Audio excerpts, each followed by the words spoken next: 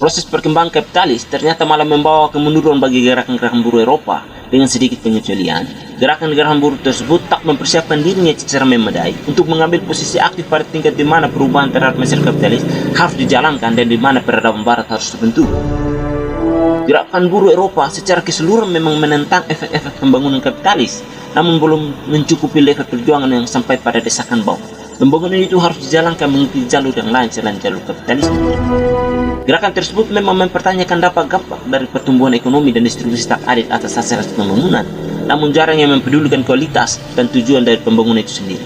Sebagai konsekuensinya, penentangan kaum buruh untuk sebagian besar dijalankan dalam kerangka yang tunduk pada sistem kapitalisme. Penentangan itu tak merangsang tumbuhnya kesadaran dan strategi yang disusun untuk membuktikan bahwa sosialisme itu merupakan sebuah keharusan. Bukan hanya secara teori sebagai pelengkap tuntutan-tuntutan sehari-hari, namun dalam makna dan maksud yang sejati. Sebenarnya ketika tuntutan-tuntutan buruh didorong oleh kondisi kemiskinannya dan ketidakmungkinan untuk mendapatkan tingkat kehidupan yang memadai dalam sistem yang berlaku, sesungguhnya dalam diri mereka telah terdapat kehendak untuk menolak secara radikal masyarakat kapitalis. Pada tahap tersebut, dari sudut pandang yang lebih jauh, rumusan tentang konsep masyarakat yang non-kapitalis memang belum dibutuhkan. Sehingga pada kesempatan kali ini, kita akan membahas paham serikat buruh tradisional dan paham serikat buruh modern yang diinginkan oleh Andre Gors.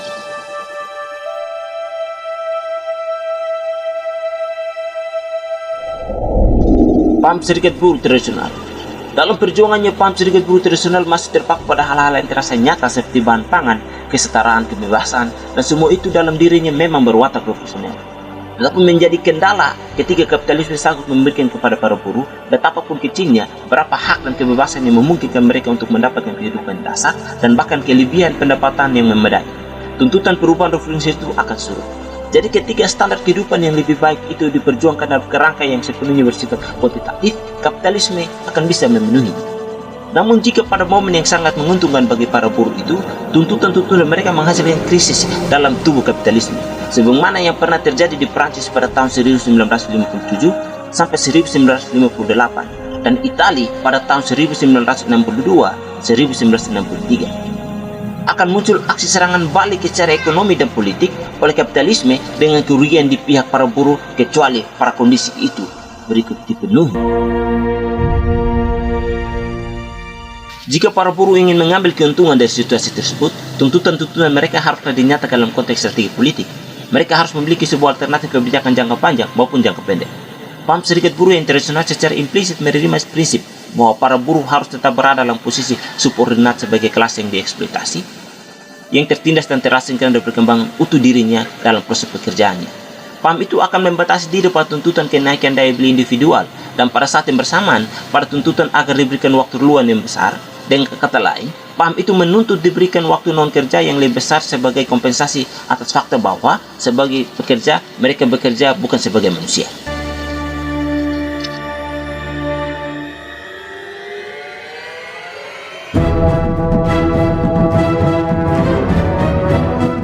Paham serikat buruh modern. Pada paham perjuangan serikat buruh modern, pergerakan tidak saja terbatas pada tuntutan kenaikan upah kerja, kompensasi, waktu luang, perlakuan adil, kesetaraan, dan kebebasan, tetapi melebihi itu semua yakni pada pergantian sistem ekonomi yang kapitalis menjadi sosialisme.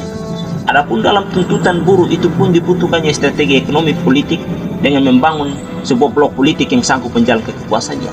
Kerangka pertimbangan yang lebih luas atau pendekatan komprehensif inilah yang akan mengangkat tuntutan-tuntutan kelas buruh ke taraf yang lebih tinggi dan akan mengundang datangnya dukungan dari lapisan masyarakat lain yang sampai saat ini belum diraih. Apabila tuntutan-tuntutan kaum buruh hanya terbatas pada tuntutan kenaikan upah, pada akhirnya mereka akan memperkuat sistem kapitalis sebagaimana hal yang dilakukan oleh serikat-serikat buruh Inggris, Amerika, dan Jerman. Perjuangan demikian mencapai upah yang lebih tinggi hanya akan berarti apabila diadakan retribusi pendapatan nasional dalam struktur kapitalisme yang berlaku. Tuntutan itu akan diikuti dengan satu dari dua kemungkinan sebagai berikut. Yang pertama, tuntutan upah sedemikian rupa apabila mengancam keseimbangan sistem kapitalis, maka ancaman itu akan mendorong para pemilik perusahaan dengan didukung oleh negara melawan pihak serikat buruh dalam uji kekuatan, karena yakin akan bisa mereka menangkan. Keyakinan itu muncul karena pihak buruh belum memiliki kesiapan untuk berjuang demi terciptanya bentuk negara dan ekonomi yang baru. Yang kedua, serikat buruh hanya akan mendapat apa yang masih berada dalam jangkauan kemampuan sistem, yaitu dinaikannya daya beli, kenaikan itu sendiri pada gilirannya akan memberikan kompensasi pada pemilik perusahaan karena produktivitas buruh akan naik dan kerjanya akan semakin intens. Hal ini berpotensi menaikkan margin keuntungan. Jadi, perjuangan serikat buruh pada jalur normal tidak akan bisa mengubah sifat dan sistem, pola keseimbangan kekuatan-kekuatan dalam tubuh sistem tersebut, dan kondisi kelas buruh.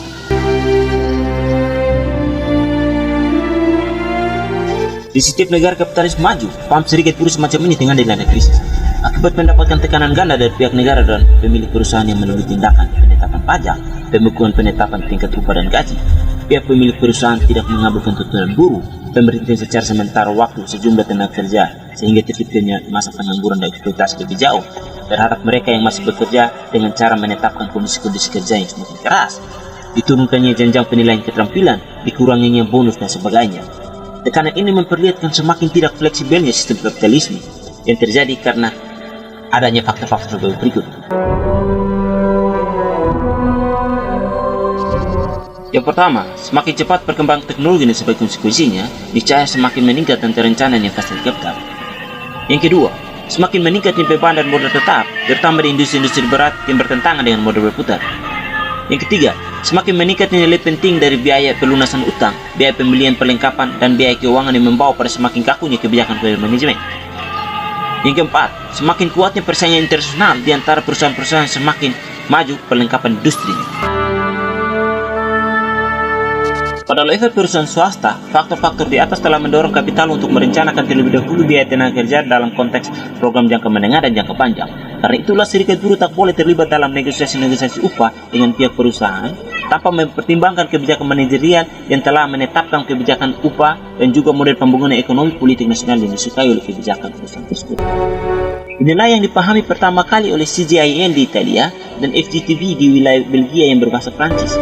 Ada dua pilihan yang tersedia buat gerakan kelas buruh, yaitu menerima logika sistem yang berlaku dan beradaptasi dengan dia serta melakukan tawar-menawar hanya untuk perbaikan-perbaikan bersifat manajerial yang bisa dipenuhi oleh sistem, atau berjuang demi merebut otonominya. Pilihan terakhir ini hanya bisa dijalankan manakala logika dan mekanisme akumulasi modal kapitalis ditentang jika suatu pola kebijakan dan pembangunan yang berbeda, sebuah bentuk negara dan pola keseimbangan kekuatan yang berbeda diperjuangkan pada tingkat politik diterapkan oleh kekuatan massa. Pada saat ini, gerakan buruh Eropa telah mencapai fase yang menentukan. Dalam fase ini, bahkan tuntutan-tuntutan para buruh yang paling mendesak pun tak akan berhasil bila tanpa menentang kebijakan ekonomi dan mekanisme akumulasi modal yang ada.